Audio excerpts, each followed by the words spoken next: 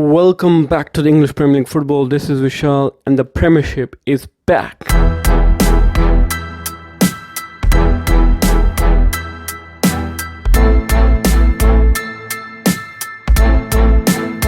So in this episode, as it's obvious thing to do is to go through each of the matches that we have seen over the weekend and just to talk about a bit about them and give my opinion on them, and most importantly, what's your opinion on this matches and how they went. And I've just in my screen, I have a laptop in front of me. I've just got each of the matches in front of me, so I'm just gonna go through them one by one and just talk about them and just let you guys know what I think of them.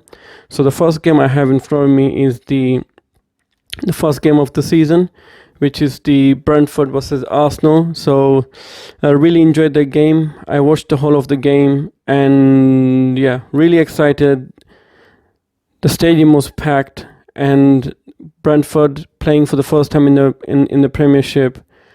And I feel like after the game, I feel like they're here to stay.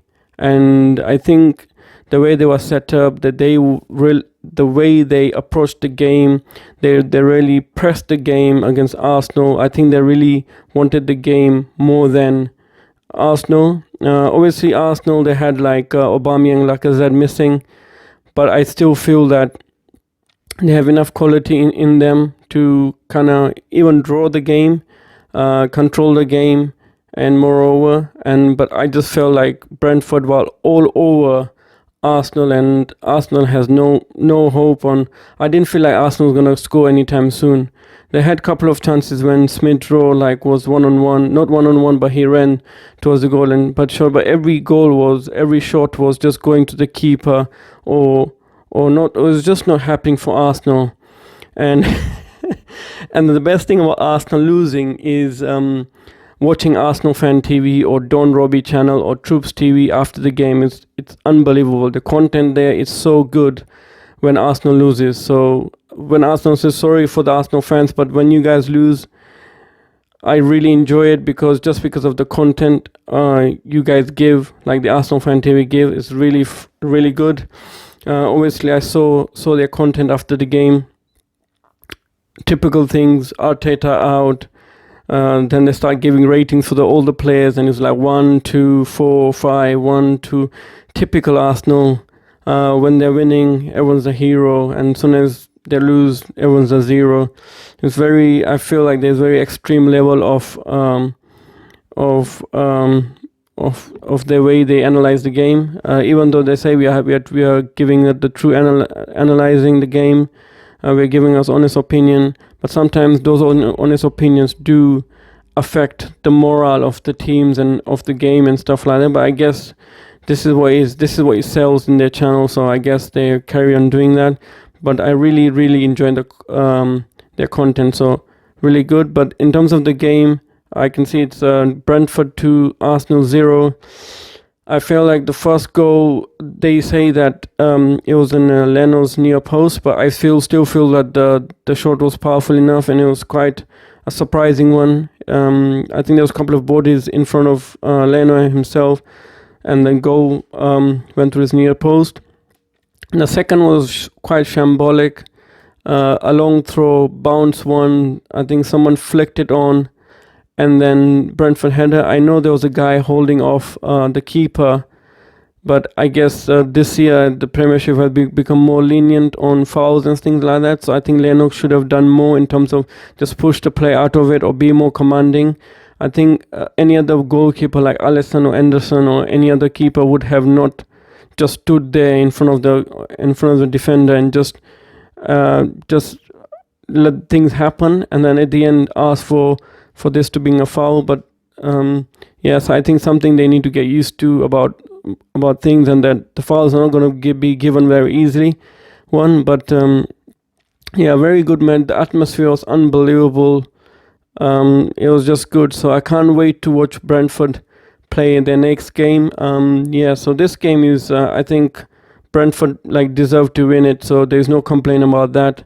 And obviously, like I said, Lacazette and Aubameyang were missing, which could hopefully for the Arsenal fans, they could see them next game, but I wouldn't use that as an excuse for this game. It's just that I feel like there's no pattern of play, there's no direction in their play, even though you put any player in the first 11, but you at least you would like to see what's their game plan, what are they trying to achieve, and things like that. I don't see nothing of that. I only see sideways passing and just individuals trying to do something on their own and trying to create some magic. But apart from that, I don't see anything from Arsenal. But things will improve. I don't know. Let's see. Next game they have Chelsea, and it's gonna get even worse because Lukaku is coming back. However, thinking about it, Chelsea, whenever they've gone to play Arsenal, even though they're the bestest form ever, they still end up losing or drawing the game. It's some sort of like a voodoo club that now Arsenal are to Chelsea. So you never know about the next game. Probably this game has woken up Arsenal to play even better the next game, and the next game is even more. They won't be the favorites, so they have nothing to lose. So I guess they will end up playing better than what they did today. So you never know. But the Ben White debut, I feel like their striker Tony was quite bullish, like they was bullying him in terms of winning all the headers and trying to give him a hard time. Even there was a goal that I think a player just did some skills and went by him. He was just stood there, didn't know what to do. But yeah, let's see what happens with that. Ben White, he really has to improve himself. He hasn't got the height, but in terms of defending, he was known for his defending. So Arsenal would hope for him in the next couple of games and see how he goes along. But his debut game was something to forget. So it's nothing interesting for him. The first game of the weekend, which was the Manchester United versus Leeds, I was quite surprised. I was not surprised in a way because I felt like Leeds can give them a good game, or they can just lose by a big score. So it's going to be one of those games. And when Manchester United score, I was still hoping Leeds would have scored and give a nice game to the crowd. But Leeds scored. What a goal outside the box. Had so much space. Someone could have closed him down, but they didn't. So he had a shot on goal, and the goal went in. And after there was just a riot, like Bruno Fernandes, hat-trick, Pogba with 4 assists, Greenwood with a water clinical finish, and Fred with a tap-in. So it's all good in terms of Manchester United. Nothing more to say to that. I think they played really well, and whoever was counting them off to challenge for the title will be there around. Looking at the first game, I think they're right up there. As long as they can keep their first 11 fit, that would be good. And like I said, even the bench was quite strong. And like Sancho come in, they've got like other good players as well. They got Varane to come still. They got Rashford to come still, which wasn't in the squad. So they got quite a few players coming in, Cavani as well. So I think they're looking good in terms of their squad. A really strong squad. In terms of the manager, Solskjaer, everyone's writing him off and saying that they don't see him as a manager that could get them to that over the line, as you say, like second to first. But looking at how Manchester United are playing, I know it's the first game, but if they carry on like this, then it's going to be unbelievable. And even the crowd, you can see that like Brentford now, Manchester United, the home crowd really helps them out. Really, it's like the 12 men. Like if something goes wrong or something goes right, they're always there supporting the team. So it'll be really interesting year this year. So I think Manchester deserved the victory. After the second goal of Manchester United, I think Leeds just fell off the wagon, and they just were trying their best, but I think Manchester find it too easy, too many holes in the defense, on Leeds defense, and they're just trying to score. Next one is Burnley versus Brighton. I didn't see the game for this. I saw the highlights on the match of the day. As you can see, Burnley won, Brighton 2. Burnley managed to lead on the second minute, and then I think Brighton was just trying hard and hard and hard, and I think the substitutes did change. I think even though Mapai, who's like a top scorer for Brighton last season, he scored, but I think the assist was done by one of the substitutes. And again, the second goal was scored by a substitute as well, Leicester. So I think that change kind of makes the difference for Brighton in terms of winning that game. It was a vital away win. Like I think winning away is very key this season because the fans are back. So the home side should have a lot of advantage in terms of playing at home with the crowd, and getting the away win is really important in this year. I feel that it's going to be very hard to win away from home. So I think Brighton is a good start for Brighton. Let's see how they carry on. Chelsea, a good win for them. Patrick Vieira playing his first Premiership game. Again, Crystal Palace struggle a lot. So I didn't know what they were trying to do or achieve. I think from the start to finish, Chelsea were just all over them, playing really well. 3-0 to Chelsea against Crystal Palace, playing a Stamford Bridge. Marcos Alonso started off with a free kick. Christian Pulisic from close range, he kind of got into the box and tap in the goal. And then the last one is Chalobah. I've seen his interview. He's playing since he's 8 years old in Chelsea. Finally getting a chance. Really played well in the Super Cup, and also his Premiership debut with the goal. Good on him. He scored the goal, and he didn't know how to celebrate. He just cried. That shows it means a lot to him to be in a team that he has been playing since he was 8 years old, and he's been a supporter of the team. So, which is really good to see, and I hope he continues contributing to Chelsea over the next year. And I think he's a really good asset. So very good for him. And again, Chelsea just dominated the whole game. And looking at Patrick Vieira's interview, I think he's just acknowledged that Chelsea are much better, and then he's still waiting for more signings to come in.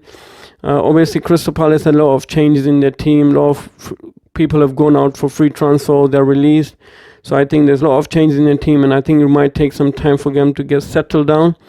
But because of the Patrick Vieira is quite new, and the squad is quite new, I feel a bit worried about them, because they need to act really fast before they realize they're like bottom of the table and it's like 10 games gone and stuff like that. So they really need to pick up quick points, and it'll be interesting to see how Patrick Vieira does. And I always like to see new managers come in and doing their best, and always doing their best and also have their success. But I hope Patrick Vieira does that in Crystal Palace. Next game is Everton versus Southampton. Again, Southampton took the lead, a mistake by Michael Keane, and from there Adam Armstrong debut for Southampton took advantage of that. Obviously Danny Ings has gone to Aston Villa, so I think he's the signing that they will rely on him in terms of scoring goals. So they're 1-0 up, and then later on in the second half, I think Everton, probably Rafa Benitez, said something to the team in the halftime, and after in the second half they just took a step further and then scored. Richarlison, Bokore, and then Dominic Calvert-Lewin scored in the second half, and I think they were more better in the second half. They wanted to win, basically. I felt like it, and I was wondering if Rafa Benitez, how the crowd is going to react to Rafa Benitez. He came in, started clapping around the stadium, and so I think the crowd really didn't give him a hard time. So probably they want to see how he gets along with the team. And I feel like Rafa Benitez will do well in a team. I think he's a manager that steadies the ship, and he's a very tactical manager. So I think he will do well in that. So that's 3 Everton, 1 Southampton. Another game is Leicester versus Wolves. Wolves obviously losing Nuno to Tottenham was interesting to see how they would get along in the new season. They played Leicester, informed Leicester. They just won the Community Shield. Have very good signings in them. And the manager, I always have a high. Brendan Rodgers is a very highly rated manager, and I feel like he's the best place in Leicester, and the board is really listening to him and getting the players that he needs. So in here, the Jamie Vardy scored the goal. So that's why he is. I think they played really well, really tried to score. Let me see, look at the stats. Even though it says Wool had like 17 shots and shots on target was 3 compared to Leicester's 9 shots and on target is 5. Even though I think Wolves were trying probably long shots and stuff like that and couldn't hit the target as often as Leicester did, but I think this is something they need to work on. Players I think I just remembered in the highlights that Traore had like one chance against Leicester and he just blew it. I think he's one of the players. He's very, very skilled, very pacey, very strong. Dribbling is one of his best qualities, but his finishing is not that great. So I think it's something to work on. I think if he can do that, and that'll be great. It's good to see Raul Jimenez back after his head injury, and he looks a bit thin and light and stuff like that. But I'm sure he will get into the groove pretty soon because they really need him. They need his goals. I think if they want to have a decent season this year. So that's on Wolves. After that was Watford versus Aston Villa. I was a bit surprised about this game. I thought that Aston Villa are going to win quite comfortably, even though they lost Jack Grealish to Man City. They have made very, very good signings in them. And one of the signing scored at the end, but the score was Watford 3, Aston Villa 2. And I think looking at how Watford were playing is very direct. Soon as they got the ball, all they wanted to do is attack. They didn't want to play sideways football or nothing. And their player Ismail, I think Sarr, he was really influential in the game. I think soon as he got the ball, he just want to pass people, dribble people, cause them problems.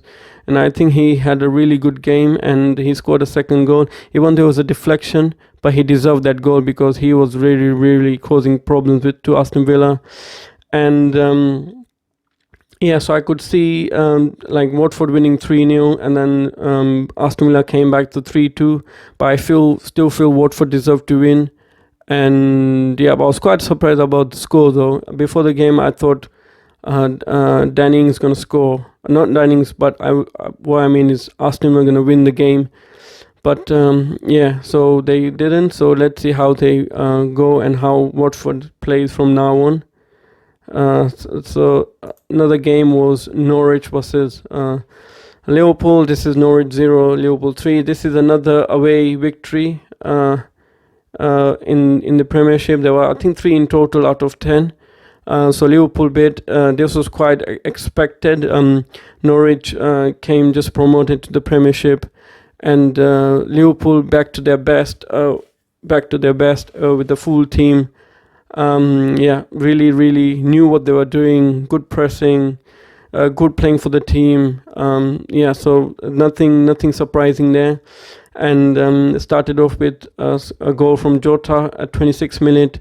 And then the Firmino got replaced. Jota got replaced by Firmino in the second half, and where he scored on the 65th minute. And then Mohamed Salah obviously had to score. Like he's been scoring in the last 5 Premiership games. Like first game of the season of the Premiership, he has scored in the last 5 seasons. I think this is the record.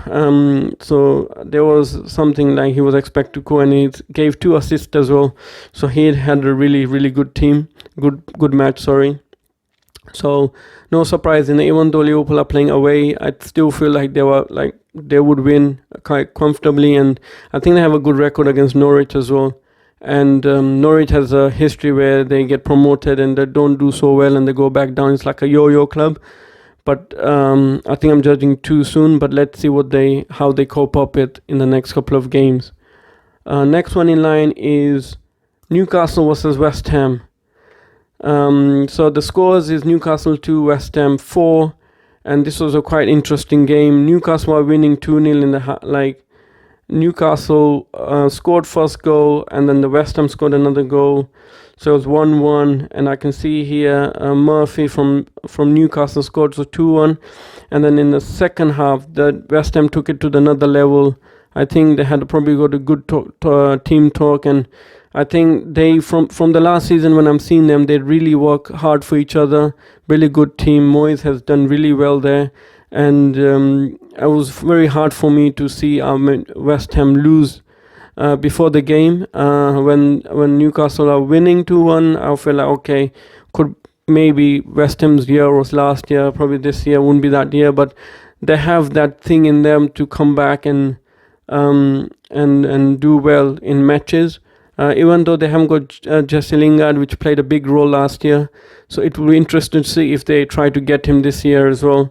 So I think in terms of Manchester game, he wasn't involved in the squad at all for the first game. I think I didn't even see him in the bench. So it'll be interesting to see if you're looking to move away from Manchester United, and I think West Ham would be good for them because he already played for them for the year, and people really like him, and the club wants him, and obviously for a player it's very important for them to be where they are loved and wanted.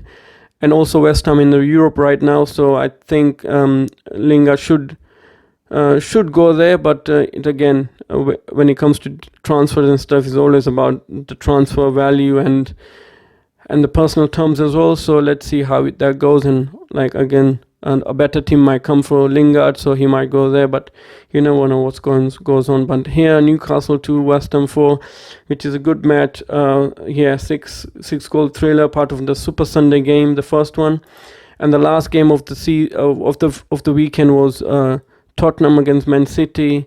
Tottenham won, Man City 0. After seeing Manchester City playing against Leicester in the Community Shield, I kind of had a gut feeling that Tottenham should get some result out of this game. Not necessarily by winning, but at least by drawing the game. But I watched the game yesterday and it was quite good. Like in terms of Man City, they did have opportunities and tried to score goals, but they didn't have enough goals on target, so that's what let them down. Again, it's a talk about them wanting Harry Kane and someone leading the line, because at the moment there's no striker that's leading the line in the starting lineup.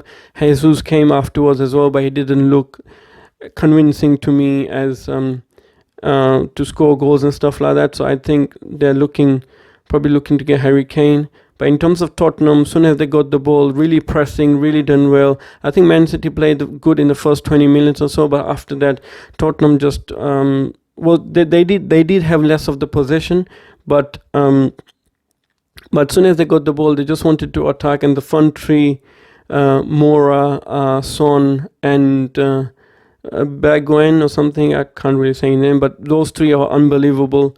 They did really well. As soon as they got the ball, link-up play between them, and everything was good. I think in the first half, Son had a couple of chances where he could have shot the goal. So he received the ball near the edge of the penalty, where he could have just shot the goal, but he didn't. So he had a couple of more touches, and by then Man City defenders were back, and so he lost his chance to score a goal, and then he just passed to other teammates, and before you know it, they're passing it right at the back. So I think after that, they probably had a word with them on the half time, and then after that in the second half they're really good, and they scored in the 55th minute, and which was good. So Son coming from the middle of the park, turning into his left foot and putting into the bottom right corner. Bottom left corner, if you see it on Son's vision. And it was funny how Ruben they keep the defender trying to go towards the ball, and I think that kind of confused Ederson, and he just stood there and the goal went in, and there was quite confusion. But I think in that game, Spurs did deserve to win. So let's see what Man City does in terms of the striking situation, and also how they're going to do in the coming matches. No doubt there's after watching this game, they're still favourites to win the Premiership. As you remember, last year they did terribly until December, but after they start winning. So yeah, so let's see how they cope with this year, because all the teams are very strong.